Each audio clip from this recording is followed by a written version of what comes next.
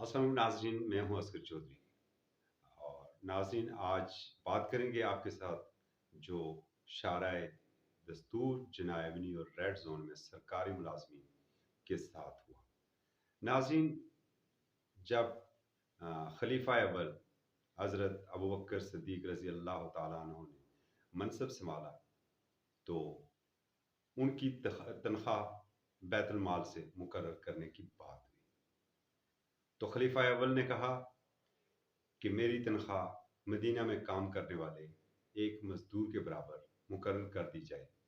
जिस पर कहा गया कि आपका इस तनख्वाह में गुजारा कैसे होगा। तो कुर्बान जाऊं मैं इस्लाम की इन हस्तियों के ऊपर।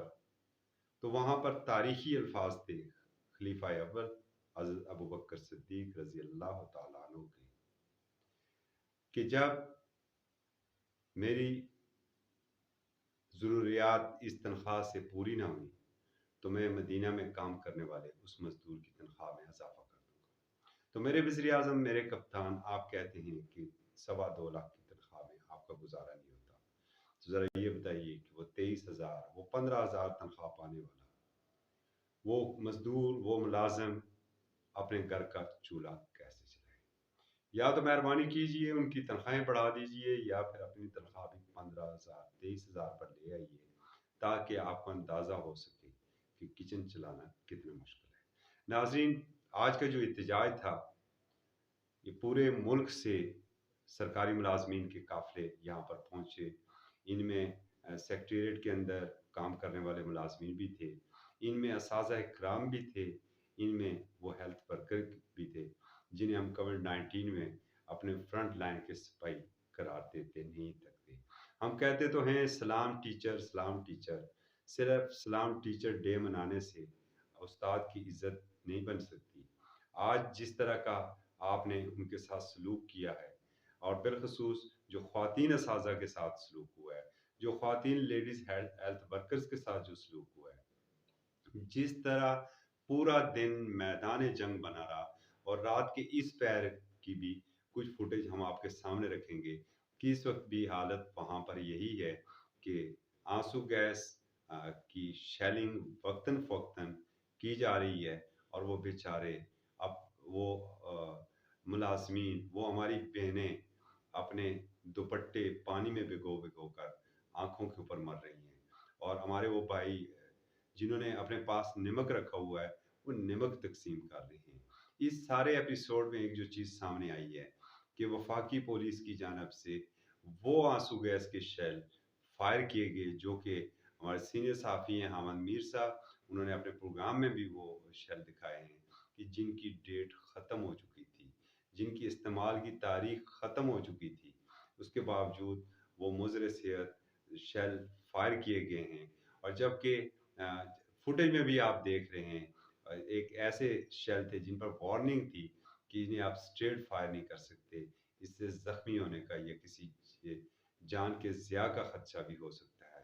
और आप देख रहे हैं कि हमारे वो सरकारी मुलाज़म भाई जो वर्दी में हैं, वो अपने उन सरकारी मुलाज़म बहनों और भाइयों के ऊपर किस तरीके से फायर कर रहे हैं जो सिविल कपड़ों में हैं। बहरहाल वो तो हलफ के पाबंद हैं, उन्होंने तो रूल ऑफ लॉ के लिए अपने फ़राइज़ अंजाम देने हैं। मुझे यकीन है कि मेरे पुलिस के वो जवान भी उनके दिल को पर भी ये चीज़ें गिरां गुज़रती होंगी। जो सारा दिन का आँखों देखा हाल ये था कि गोल के गोल भाग रहे थे, पीछे आ रहे थे, और जब शेलिंग कम होती फिर वापस चले जाते। और ये कोई नौजवान नहीं थे, इनमें 55 साला, 56 साल, 58 साल के बुजुर्ग भी थे, इनमें ख्वातीन भी थीं, और बहुत से ऐसे थे कि जो अस्पतालों को जाके पहुंचे, बहुत से ऐसे थे कि जो गिरफ्तार भी हुए। और जो इतराफ़ के थे शहरी, इस्लामाबाद के शहरी, इतराफ़ जो F6 की बात करें, हम G6 की बात करें, तो उनके घरों तक भी आंसू गैस की शेलिंग का धुआं पहुंच रहा था। बल्कि तकरीबन 1 किलोमीटर दूर की बात करें हम नेशनल प्रेस क्लब की, तो नेशनल प्रेस क्लब के अंदर भी सांस लेना भी दोबारा हो रहा था, इतनी ज़्यादा शेलिंग की गई है। तो क्या یہ شیلنگ وزیر اعظم کی منظوری سے کی گئی.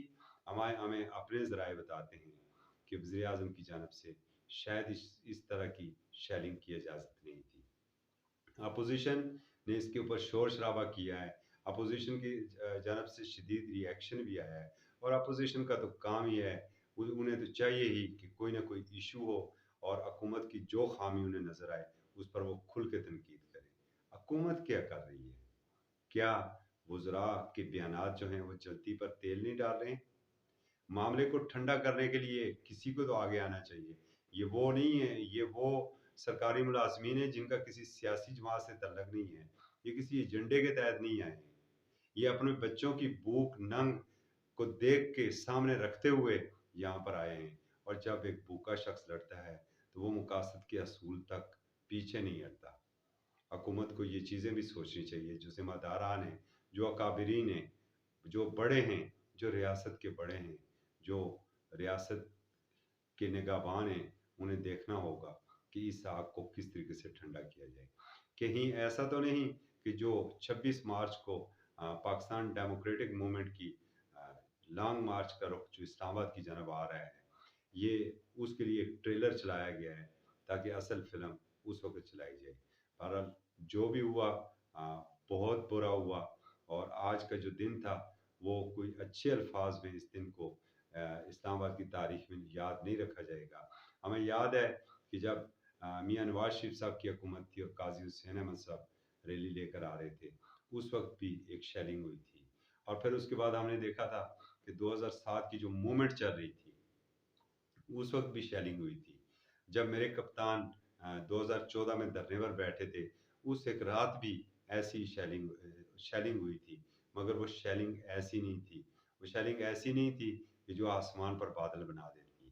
آج آپ کی شیلنگ نے آسمان پر بادل بنا دیے ہیں، اور یہ ریاست مدینہ کے لیے نیک شگون نہیں ہے. ریاست مدینہ میں تو وہ ہونا چاہیے کہ جو آپ اپنے لیے پسند کریں وہی آپ کے اپنے بھائی کے لیے بھی پسند ہو. اجازت دیجیے.